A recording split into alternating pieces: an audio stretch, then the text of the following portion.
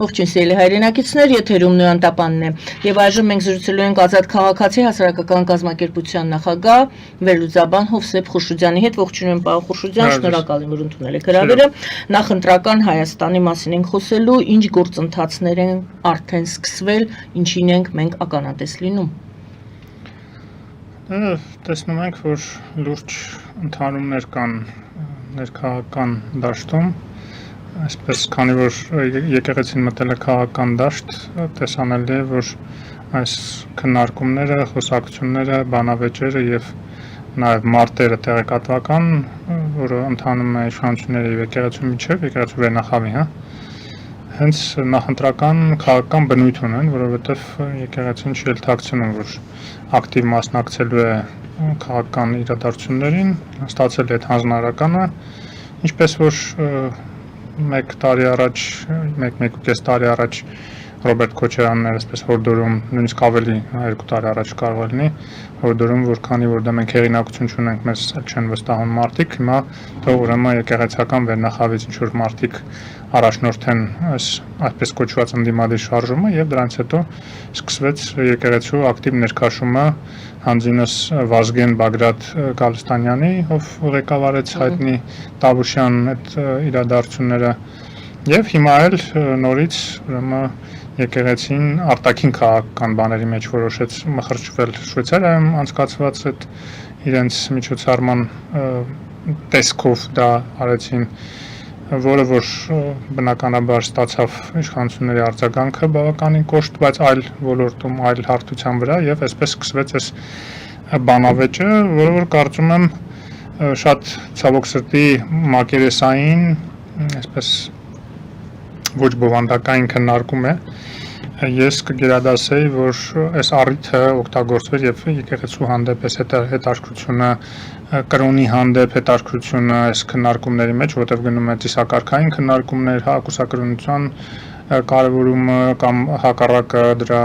չեղարկման անհրաժեշտության մասին է խոսակցություններ գնում եւ այլ, այսինքն որոշակի ծիսակարգային կամ գուցե նաեւ դավանաբանական ինչ-որ վերանայումների քննարկումներ զարգանան, որը որ հենց առիթ է պետք է հանդիսանա, որ խորացնել այդ քննարկումները, որտեղ եկեղեցին վաղուց ռեֆորմների կարիք ունի, բովանդակային ռեֆորմների, ոչ թե այսօր մակերեսային այս կարգի, ծիսակարգային, այլ հենց բովանդակային, դավանաբանական Եվ ես երբ որ նախորդ անգամ ձեր հաղորդման ընթացքում ասացի, որ ես դրան անդրադարձ եմ արել հեղափոխությունից անմիջապես հետո, շատերը սկսեցին հետաքրքրվել, գրում էին ինձ, թե խնդրում եմ հղում ուղարկել այդ նյութի, որը որ ժամանակ հրապարակել է ես։ Եվ ես այդպես անհատապես մի քանի հոգու ուղարկեցի, բայց կարծում եմ ճիշտ կլինի մի քանի բան ավելի մանրամասը խոսամ, որովհետև ոչ բոլորն են բացում կարդում, իսկ նրանք ովքեր կուզենան բացել կարդալ, խնդրեմ ձեզ տեղադրեք հղումը այդ նյութի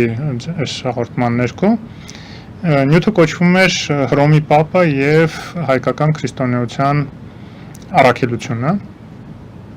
Դա հրապարակվել է 19 թվականին, հենց բառացիորեն այս օրերին, հունիսի 7-ն էր, Եվ առիթը Հռոմի Պապի կողմից մի կարևորագույն դավանաբանական փոփոխության մասին էր խոսքը, առիթը, ուրեմն նա հռչակեց, որ փոփոխում է տերունական աղոթքում մի ֆրազ, երբ որ ասեց, որ գիտեք, որ տերունական աղոթքում կա այսպիսի ձևակերպում եւ մի տանիր զմեզ ի փորձություն։ Այսինքն Աստծուն դիմելով մարդ աղոթում է, ասում է մի տար ինձ ի փորձություն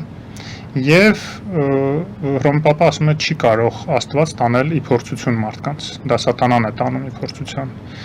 Եվ մենք ենք, որ գայթակղվում ենք։ Աստված այստեղ կապ չունի։ Եվ ասաց, որ պետք է փոխել ձևակերպումը եւ փոխեց իր հատուկ կոնդակով, փոխեց, ասաց եւ թույլ մի տուր մեզ, որ գնանք ի փորձություն։ Այսինքն մենք մեր կամքով ենք գնում փորձության, սատանան է մեզ ուղարկում փորձության եւ Աստծուն մենք կարող ենք դիմել, որ ինքը թույլ չտա, որ մենք գնանք ի փորձություն,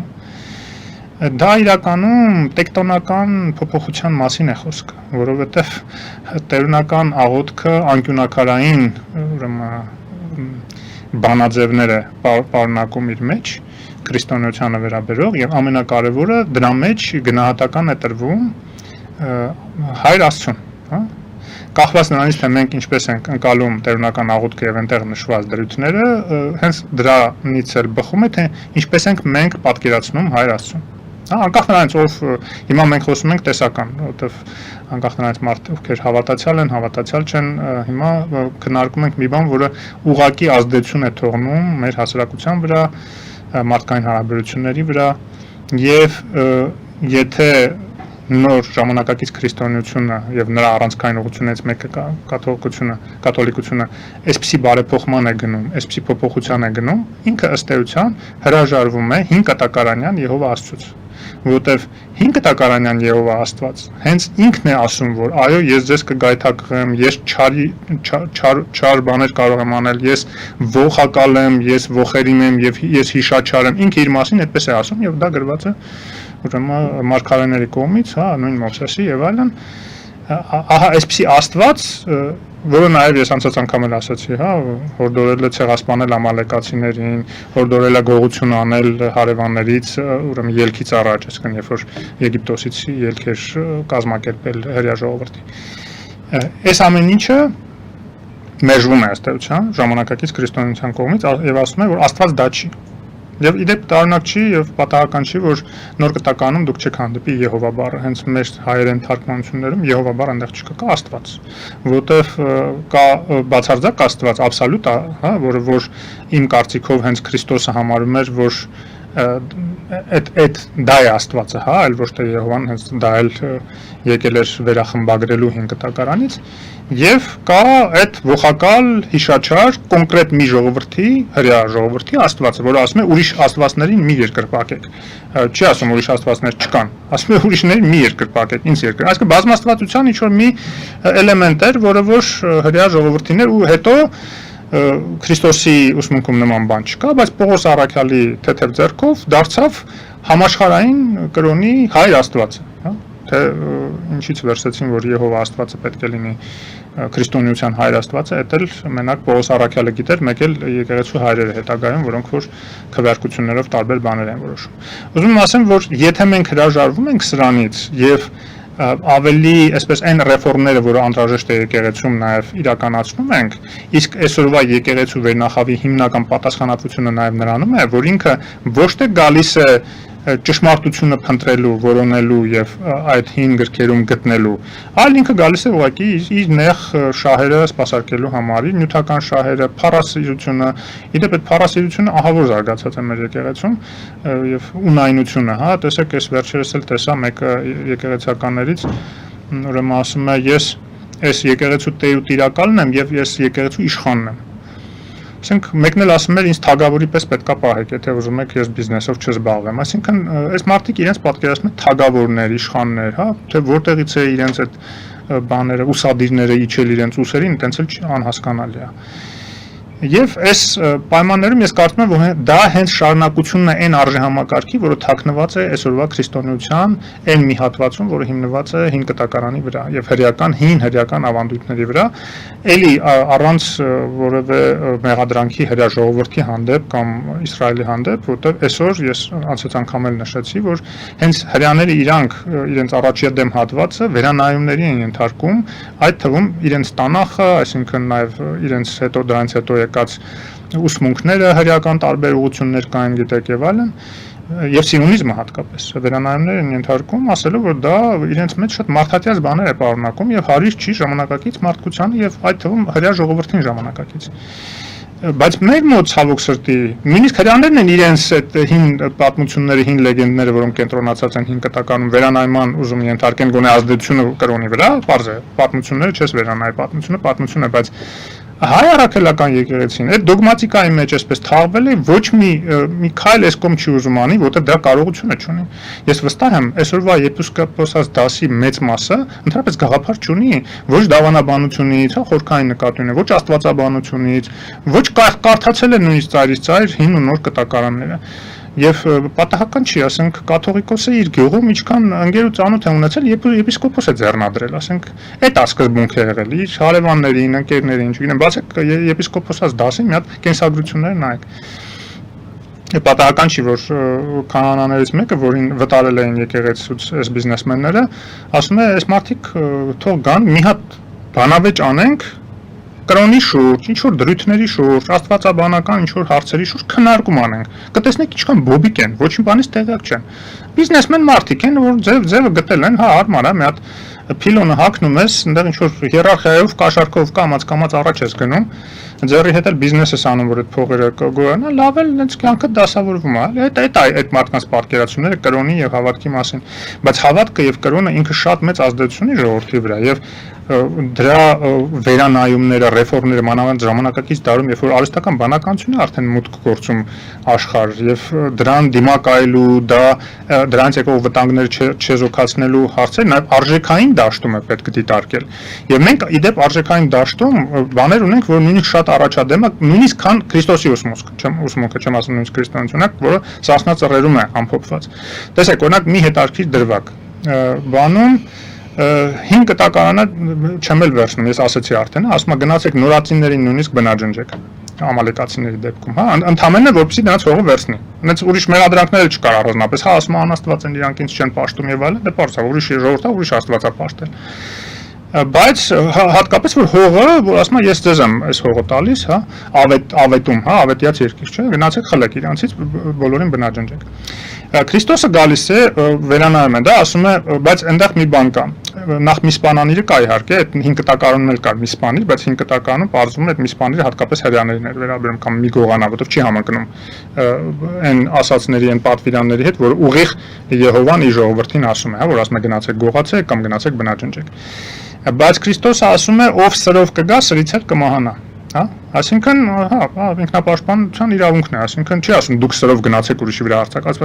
բայց ասում է եթե սրով գա, սրից էլ կմահանա։ Բայց հայկական էպոսում շատ ավելի առաջադեմ ձևակերպում է։ Տեսեք Դավիթ ինչ է ասում, երբ որ Մսրամելիքին սպանում է, դա Չարիքի բանն էր, որ եկել էր ուրիշ ձև չկար, հա, իրեն հաղթելու, իրեն պետք էր ոչնչացնել։ Բայց սպանելուց հետո ինքը զորքին չի կոտորում, չի ոչնչացնում։ Ասում է գնացեք ձեր տներով ու գնացեք ասեք, որ էլ Սասունի վրա, Հայաստանի վրա թրով չգաք։ Այսինքն թրով չի սպանում թրով եկածներին, այլ ներում է եւ ասում է գնացեք էլ չգաք ստեղ, որտեվ վատ կլինի ձեր վիճակը եւ գնում են էլ չեն գալիս։ Եվ իդեպ դա Արցախյան առաջի պատերազմի ժամանակ էլ այսպես բնազդորեն կիրառվել է նաև մեր զորքերի կողմից, ովքեր որ անդադ միջանցքներ են բացել թշնամու նահանջի համար, այլ ոչ թե շրջափակել են ոչնչացնելու համար։ Դա նաև մարտի կանոնների մեջ այսօրվա ժամանակակից մարտի ցույց է տալիս արդեն գիտականորեն հիմնավորում են դրա էֆեկտիվությունը, որ շատ ավելի ձեռնտու է մարտի ժամանակ վիրավորել թշնամուն, քան սպանել։ Որտեղ եթե դու վիրավորում ես, դու խնդրեմ ես ստեղծում թշնամու համար այդ վիրավորին տեղափոխելու։ Եվ առնվազն եւս 2 հոգի մինիմում զբաղված է լինելու, 2 զինվոր զբաղված է լինելու այդ վիրավորի հարցերով։ Էլ չեմ ասում այդ վիրավորին հետո բուժելը եւ այլն, ծախսերը եւ այլն, բայց այդ մի մարդասիրական հարց, այդ ուրիշ հարց, բայց զուտ մարտի տեսակետից ավելի ձեռատալի վիրավորներ, որոնց վրա շատ մարդ կզբաղվի, քան թե սպանես արդեն դիակը կսպասեն մինչեւ մարտը բրծին նոր դիակը տեղափոխեն։ Տեսեք այդ նաեւ ռացիոնալ տեսակետից ինչքան ավելի լավ է այս տիպի առաջադեմ մոտեցումները, մարդասեր մոտեցումները կիրառելը, որը հենց մեր հայկական բուն ավանդույթներում կա։ Եվ չեմ ասում քրիստոնեությունը շատ օտար է, կոնե Քրիստոսի ուսմունքը այդքան օտար չի, որտեղ ինքն էլ տարածաշրջանային հավատալիքների արդյունքում է ձևավորել, ինքը հին արևի աստծու արգասիքն է, որը եւ իդեպ հայրերն էլ քրիստոնեության օրոք չի ծնվել։ Նախաքրիստոնեական ժամանակներից դեռ Եգիպտոսից գալիս է այդ հետարքիր է այդել, այդ նույն ձևակերպներով բառացի այդ աղոթքը կա, հա, հորն ուղված, հայր աստծուն ուղված աղոթքը։ Ուզում եմ ասեմ, որ այս ամեն ինչը պետք է հասկանալ, իմանալ, ճանաչել, նաեւ ինքնաճանաչողության համար, բայց նաեւ ռեֆորմների ենթարկելու համար, այլ ոչ թե դոգմատիկային այսպես կարճած գնալ առաջ եւ այդ արժեվում ոչ մի բան, ոչ մի լավ բանի չհանդիպել։ Ինչու ենք հիմա այդ հարցերին անդրադառնում։ Մենք սկսեցինք մեր զրույցը նախընտրական Հայաստանից եւ հիմա խորանում ենք եւ Հայաստանում էլ է խորանում ուշադրությունը այդ թեմաների հանդեպ ինչու։ Որտեւ այդ հարցերի պատասխանները վերջը պետքա տրվի։ Ամեն ինչ որ մակերեսային քաղաքական պայքարով չի արտահայտվում, կան շատ ավելի խորքային խնդիրներ։ Խորքային խնդիրներ, այդ թվում եկեղեցու ինստիտուտի զարգացման, ռեֆորմների եւ զարգացման։ Օրինակ հիմա ասում են, «Օй, այդ ինչ եք դիպչում եկեղեցու ինստիտուտը, դա սրբության սրբոց է»։ Ասենք ինչ պատասխան եք այդ։ Պատասխանը որ պետք է ռեֆորմներ ենթարկել, պետք չի ամեն ինչ սրբադասել արհեստականորեն։ Դա կեղծ կատեգորիա է։ Ամեն ինչ պետք է ռեֆորմների ենթարկել։ Եթե մենք ինստիտուտները քաղաքական, տնտեսական ռեֆորմների ենք ենթարկում ժամանակին համահունչ, չի կարող ինչ որ դոգմատիկա հավերժ լինել, մանավանդ որ կառուցված է ստի եւ կեղծիքի վրա, կառուցված է 5 տակարանյան անհասկանալի ինչ որ PR-ի վրա։ Քաղաքական ենթատեքստ կա այս ամբողջ այս թեմայի մեջ։ Միանշանակ, առանց այդ ռեֆորմների հնարավոր չի նաև վերնախավը եկեղեցական փոխել։ Եթե այդ վերնախավն է իր հիմքերի հիմքը այդ արժեհամակարգը, Եհովական արժեհամակարգը, հա, վատիմաստով Եհովական, վատիմաստով, որտեվ ես ոնց որ այդ հոդվածում ցույց եմ տալիս նաև, այնտեղ ավելի եմ բացում այդ արժեհամակարգը, դա ուղղակի խայտարակություն է, դա գիտեք, մի օրինակ էլ բերեմ, որը ընդհանրապես հարից չի հայկական ոչ մենտալիտետին, ոչ մեր էպոսում տես բան չես կարող ուղղակի հանդիպել։ Աբրահամը, տեսեք, նահապետը, հա, ոչ միայն քրիստոնեության, նաև աբրահամական բոլոր կրոնների նահապետն Աբրահամը։ Ինքը, չգիտեմ, գիտեք թե չէ, Սարան իր քույրն է եղել, այսինքն իր հորից նույն հայրն են ունեցել, տարբեր մայրեր են ունեցել։ Բայց լավ, ասենք թե այն ժամանակ ընդունված էր փարավոնների ժամանակ էլ այդ ամուսնությունները լինում էին, հարցը դրանում չի, հա, հարցը նրանում է, որ ինքը երբ որ գնում են Եգիպտոս, փարավոնի հետ ինչ որ տալ առնելիք է ունենում, հա, այսպես պարզ ասած Աբրահամը, որպեսզի գայթակղեն փարավոնին, ինքը չի ասում, որ սա իմ կինն է, ասում է իմ քույրն է։ Այսինքն որպես քույր ներկայացնում է, որպես կին չի ներկայացնում եւ փարավոնը արդեն ինչ որ հույսեր է արթնանում մոտը, վերջը քիչ էր մնում կենակցեր կնոջ հետ։ Այսինքն բարոյականության իսպար, բարոյականություն զուրկ մարդիկ, որոնք որ նահապետ են դարձել ամբողջ կրոնների եւ այլն եւ այլն։ Գոնե մեր պատկերացման բարոյականության, հա։ Հա, տարբեր ազգեր, տարբեր բարոյականություններ ունեն, չեմ կարծում ժամանակակից հрьяաների համար էլ դա բարոյական է։ Փոխվել են ժամանակներ։ Դրա համար եմ ասում, այդ ամեն ինչը պետք է ռեֆորմների ենթարկվի։ Չի կարող 3-4000 տարի առաջվա բարոյական դոգմատները, որոնք որ բարոյականության հետ ժամանակակից որևէ կապ չունեն, հիմք հանդիսանան որևէ ուսմունքի եւ պատահական չի որ այդ ուսմունքի լիդերներն էլ այսօր շատ չեն տարբերվում այն մարդկանցից որոնք որ 5 տակարանում նկարագրած են եւ իրենք էլ ված չեն զգում որովհետեւ այն ինչ որ իրանք կարդում են եթե երբեմն կարդում են տեսնում որ իրենց շատ էլ համապատասխանում է իրենց նման է իրենք էլ են այդպես վարվում Սա ներկայացնում եք խորքային որպես խնդիր, որը լուրջ ուսումնասիրության եւ փոփոխության կարիք է զգում, ասում եք դուք։ Կան մարդիկ, որոնք դա դիտարկում են զուտ շատ պարզ անձերի մակարդակով Փաշինյան վեհապար։ Ну իրականում այդքան պարզունակ չի, որովհետեւ կան քաղաքական դրդապատճառներ, որոնց մասին անցած անգամ խոսեցինք բավական մանրամասն, բայց նույնիսկ քաղաքական դրդապատճառները էլի մակերեսային են շատ թե քիչ, եթե մենք խորանում ենք, որովհետեւ եթե մենք արժեքային դաշտ չմտնենք, այլ եկեղեցու կապված հարցերում ո՞նց կարանք խուսափենք արժեքային քննարկումից։ Դե դրա համար էլ պատահական չի, որ վարչապետը արժեքային դաշտում է հարվածում եկեղեցու։ Ով է դատավորը։ Ժողովուրդը, ով։ Ժողովուրդը։ Հա, որովհետեւ քրիստոնեական ներգոյություն չունեն, որոնք կդատեն։ Դե գիտեք, քրիստոնեությունը ասում է մի դատիր, որ չդատվես, բայց այդ նշանակում է ամեն ինչ թողել Աստծո հայեցողությանը, ով ինչ ուզում է թող անի, դու մի դատի։ Ինչ խախտումներ, ինչ անբարոյականություն, ինչ սրիկայություն ուզում են թող անեն, դու մի դատիր, բայց կներեք, կա նաև ժամանակակից համակեցության սկզբունքներ, օրենքը հələ իր հերթին, հա, որ գողանալ չի կարելի հարկերից խուսափել չի կարելի, որ նաև եկեղեցին պետք է մտցնել հարկային դաշտ, հա, այդ որտեղից են հնարել, որ պետք է եկեղեցին չհարկվի օրինակ։ Դա օրենքների դաշտում է, բայց նաև համակեցության կանոններ կա, որ եթե եկեղեցին ինքը ասում է, որ իմ կանոնները սա է, պետք է բարի լինի իր ղեկավարները բարի լինեն հետևեն առաջին իրենք հետևեն այդ, եթե ուզում են որ ուրիշներն էլ հետևեն այն արժեքներին, որ իրենք իբր թե տարածում են, իրականում էլ եմ ասում, այդ արժեքները շատ կեղծ են եւ կասկածելի շատ դեպքերում, հա, ոչ բոլորի իհարկե, որովհետեւ քրիստոնեությունը միայն 5 տակարանը չի նաև Քրիստոսի ասածներն է, բայց սա խառնվել է իրար եւ ով ինչ ուզում է միջից վերցնում է, ով ուզում է այն վատ բաների վրա հիմնվում, ով ուզում է լավ բաների վրա հիմնվում, հա, որը որ կարծում եմ ռեֆորմների պետք է ենթարկվի եւ Հռոմի Պապը հենց դրա մասին է ասում եւ ինքը տարավ դրան։ Այսինքն դա հսկայական տեղաշարժ էր, որ իդեպ մեծ ըմբոստություն առաջացրեց կաթոլիկ աշխարհում, բայց վերջը համակերպեցին ինչ պետք է անեն, ընտրված Հռոմի Պապ է եւ իր ասածը, իր կոնդակը, ասենք դա որոշում է, որը որ ենթակա չէ քննարկման։ Հիմա խմբագրված է, այո, խմբագրված է։ Աղոթքան։ Այո։ Այս Փաշինյան եւ Կաթողիկոս թեման ընդհանրում ասենք, ինչպես ասենք, մեծ փոթորիկ բարձրացրեց հասարակության մեջ եւ ինչպես եք տեսնում հանգուցալուծումը, ինչպես եք տեսնում, այո, զարգացումը եւ այնուամենայնիվ հանգուցալուծումն է ավելի կարեւոր։ Հանգուցալուծումը տեսնում եմ այս քննարկումները արժեքային դաշտ տեղափոխելը եւ այդտեղ ցույց տալը իրենց բոբիկությունը։ Հենց եպիսկոպոսները հատ-հատ պետք է այս քննարկումներին մասնակցեն։ Հասարակ մարդկանց հետ, աստվածաբանների հետ, այլ քահանաների հետ, որոնց իրենք վտարել են, այն իրոք արժեքներին հետևող քահանաներին, եկեղեցական, որոնք կարդացել են Աստվածաշունչը, հիննել, նորնել, կտակարաննել, հասկանում եք, որոնց համար կրոնը դա բիզնեսը չի, եկեղեցին բիզնեսը չի, այլ իրոք մի տեղ է, որտեղ որ մարդիկ հոգևոր սնունդ են գնում ստանալու։ Եվ մյուս կողմից ես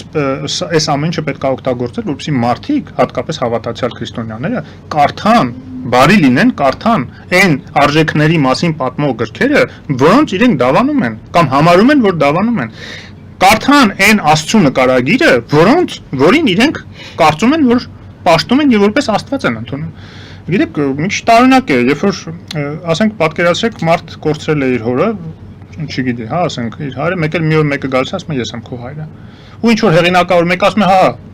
ինչ որ մի տեր օրինակ գալիս ասում է, հա, ինքն է քո հայրը։ Այս մարդը մի հատ չի հարցնի, լավ, ինչ որ ապացույց կա, ես շատ եմ ուզում վեր գտնեմ իմ հորը,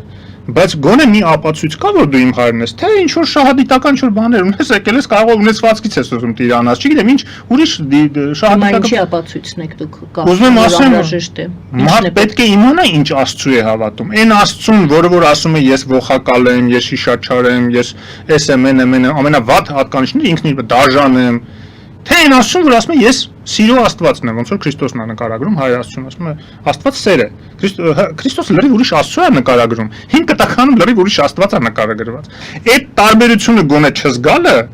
դա ուրեմն հավատացյալի բան չէ, եթե դու իրոք հավատում ես, դու պետք է խորանաս, դու պետք է հասկանաս բանականությունը քեզ տրված է, որ դու հասկանաս ինչին ես հավատում, որ Աստծուն ես հավատում։ Լավ Աստծուն, սիրո Աստծուն, թե այն Աստծուն, թե քո համար այդ ամիջ խառը ինչ որ մի բան է, մի քիչ ստեղից, մի քիչ ընդեղից։ Ինչպես կարող է այս հարցը օգտագործվել ներքին պառակտման, խորացման կամ ներքին պառակտում ստեղծելու համար, չեմ ասում խորացման, նոր ներքին պառակտում ստեղծելու համար։ Պառակտումները քաղաքական դաշտում են լինում։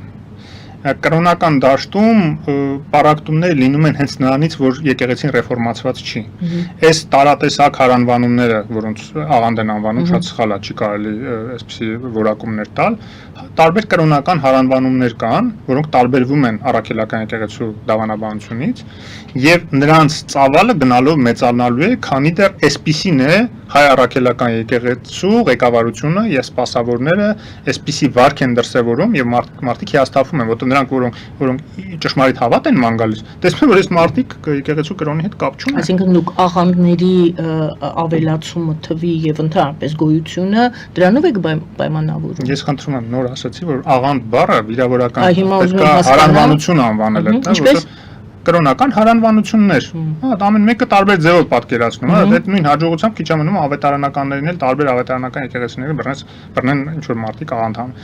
Ուզում ասեմ, որ այո, իրանց թիվը շատանալու է։ Եվ իդեպ պատահական չի, դա նոր բան չի։ Ժամանակին էլ պաբլիկյան շարժում կար Հայաստանում, եւ էլի արժեքային դաշտում էր ինքը հաղթում այն ժամանակվա եկեղեցուն, եւ եկեղեցին չէր կարողանում հաղթահարել, ինչ արեցին, գնացին բյուզանդիական կայսերներից զորք խնդրեցին, եկան կոտորեցին 40,000 մարդ։ Եվ ղեկավարության եւ ժողովրդին, որ հավատում էր պաբլիկյաններին։ Ես չեմ ասում պաբլիկյանները լավ էին բատեն, որտեղ իրանք էլ ընդհանրապես նյութականն էին մերժում։ Այսինքն նյութականը հոգեվորի հետ ներդաշնակ պետք է լինի իմ կարծիքով, ցանկացած կրոնի մեջ չես կարող լրիվ նյութականը մերժես։ Բայց այնտեղ արժեքային շատ ավելի դրական բաներ կային կենցաղավարության մեջ եւ բանի մեջ, էթիկայի մեջ, օրինակ Սերգի կար, իրանց առաջնորդը պաբլիկյանների Սերգի էր անունը, ինքը Հյուսն էր։ Ինքը երբեք նվիրատվություններ չէր ընդունում եւ ճոխ կյանքին դեմ էր։ Ինքը Հյուսն էր, ամեն օր իր գործը անում էր, վաստակում էր իր հացի փողը, բայց զուգահեռաբար առաջնորդում էր այդ հսկայական հոգեվոր շարժումը։ Եվ մարդիկ տեսնում են, որ այս մարդը ոչ փառքի հետևից է անգնում, ոչ նյութական բաների հետևից է անգնում, այլ ճշմարտության համարում է, որ ճշմարտություն է քարոզում։ Հիմա ուրիշ հարց է, մենք ընդունում ենք դա ճշմարտություն թե չէ, բայց գոնե էթիկական տեսակետից դա ավելի ընդունել է մարդկանց, քան ցենց կեղեքիչները, որոնք եղել են այն ժամանակվա եկեղեցականներն էլ, գիտեք, էլի նույն ձևի ասել են մենք տեր ու տնօրենն ենք ստեղի, մենք իշխաններն ենք ստեղի, դուք ընդհանրապես ով եք, դուք պետք է մեզ մուծվեք, վճարեք, որ մենք թագավորի պես ապրենք։ Այդ նույնն է եղել։ Այն արժե համակարգը, որը 5 կտակարանյան սերված է եւ հիմքա դրված հայ-առաքելական եկեղեցու, այն ժամանակ էլ է նույնն է եղել, դրա համար տարբերություն չկա։ Դրա համար էլ տենց հեշտ օտարներին միշտ ծառայել են։ Օսմանյան կայսրությանը փայլուն ծառայել են, պարսկական կայսրություններին, ռուսական կայսրություններին, բայց հենց եկել է սեփական երկիրը, սեփական պետականությունը, սեփական ժողովրդի ընտրած իշխանությանը ծառայելու եւ սպասարկելու հարցը միանգամից ընդդիմացել են եւ թշնամացել են։ Ոնց է եղել, ոչ մեկի մոտ հարց չի առաջացել։ Մեկը մի էլի ժամանակ կար, երբ որ պետականության դեմ այն ժամանակ պայքարում են պապթագավորինը թունավորեցին, ասենք ում ամենագաղտնիք։ Իսկ օտար կայսրներին հələ հունազան ծառայել են, հարկահավանությամբ են զբաղվել, այդ հարկերը վճարել են այնտեղ։ Լավ, սեփական ժողովրդից են այդ հարկերը հավաքել։ Ես այսպես եմ տեսնում, այսօր այս թեմայով մենք կսահմանափակվենք, որովհետև թեման շատ տարողունակ է, դրա հետ մեկտեղ ուրիշ քաղաքական վերլուծության երևի թե չզբաղվենք, այսօր չվերլուծենք այլ հարցեր, պարզապես որպես ամփոփում այսօրվա մեր զրույցի։ Ինչ եք տեսնում, ով գուցե եւ եթե դուք մատնանշում եք թե ինչ է եղել, գուցե ինչ որ մեկը պետք է դա անի, ինչ պետք է անի եւ ով պետք է դա անի, այսպես ձևակերպել։ Դա մի հոգու բան չի, դա լուրջ քննարկումների հարց է։ Մենք ունենք փիլիսոփաներ, ունենք աստվածաբաններ, շատերի հետ համակարծիք եմ շատ հարցում, շատերի հետ ընդհանրապես համակարծիք չեմ, բայց մարդիկ են, որոնք գիտելիքներ ունեն, շատերն էլ ինձանից էլ շատ գիտելիքներ ունեն, բայց ես ընդհանրապես հորդորում եմ այդ հարցով զբաղվել։ Ես մեկն եմ, որը որ ինչ որ բաներից տեղական, ինչ որ գիտելիքներ ունի, հորդորում եմ այդ քննարկումը սկսել հասարակության մեջ։ Ինչ քննարկում, քիչ ավելի ռեֆորմների, եկեղեցու ռեֆորմների, դավանաբանական ռեֆորմների, արժեքային վերաքննարկումների, վերջ-վերջը ինչ արժեքների ենք մենք դավանում, որոնք որ ուղղակիորեն կապված են թե կրոնական արժեքների հետ, քրիստոնեական արժեքների հետ, արդեն սերտաճել են, ինչքան էլ որ քրիստոնեությունը դրսից եկած է։ Եվ նաև հումանիստական, մարդասիրական, ֆրանսիական հեղափոխությունից եկած հավասարության, եղբայրության, ազատության, հետո նաև բանի եկած Մարտին Լյութերի կողմից ուրեմն տարբեր արժեքներ եւ այլն, այդ ռեֆորմիստական շարժումները անդադ եղել են։ Մեզ չեն հասել։ Մենք մի հատ դա քննարկենք, մարսենք, մի հատ հասկանանք ինչ է, գուցե մենք ավելի հետաքրքիր բան ունենք տալու աշխարհին։ Մենք ով է այ ժողովուրդը Հայաստանի քննարկման մասնակիցները, ինչ մասնագետներ պետք է լինեն ըստ ես ասացի, փիլիսոփաներ, աստվածաբաններ, կրոնագետներ, եկեղեցականներ, տարբեր կրոնների ներկայացուցիչներ, տարբեր քննարկումներ լինի։ Այդպիսի քննարկում ես տեսնում եմ դրսում, բայց ներսում չգիտես ինչի։ Տարբեր կրոններ ունենք, տեսնում եմ մահմեդականը լավ տեղեկացված մահմեդական, լավ տեղեկացված քրիստոնյա ինչ որ քահանայի հետ քննարկում են անում, շատ խորքային քննարկում են անում։ Մեծ հետաքրքրությամբ լսում եմ։ Որտեվ մեկը մի փաստարկներ է բերում, որը մյուսը երբեք չի բերել, որ իրան ձեռ չի տվել։ Այս մյուսն էլ սրան է հակադարձում, ու դու ավելի ես ճշմարտությունը տեսնում։ Բայց մեր մոտ տեսել եք այդպիսի քննարկումներ։ Իրար վրա ցեղ շպրտելուց բացի, ոնց որ քաղաքական դաշտում է, նույն ձև էլ հիմա կրոն պետություն հարաբերություն, կրոն չէ, իհարկե եկեղեցու վերնախավ ավելի շուտ հարաբերություններում է, էլի այսպես իրար անպատվելու, իրար վիրավորելու մակարդակի վրա, որը որ ճիշտ չի։ Բարի, շնորհակալ եմ, փորձենք կազմակերպել նման քննարկումներ, գաղափարը շնորհակալ կլինեմ, ես կարծում եմ մարդիկ էլ ուրախ կլինեն, որ գաղափարը լավն է եւ ընդունելի, Հովսեփ Խուրշուդյանն էր մեր զրուցակիցը, շնորհակալություն պարոն Խուրշուդյան։ Եվ այդ հղումն էլ կուղարկեմ, որ դա տեղադրեմ։ Եվ նախորդ հաղորդման տակ ես կդնեմ նկարագրության մեջ եւ այս։ Մեծ սիրով։ Ազատ քաղաքացի հասարակական կազմակերպության նախագահ վերլուծաբան Հովսեփ Խուրշուդյանն էր այսօր մեր զրուցակիցը, զրուցվար մեր Գայանե Առաքելյանը, բարին ընձեզ։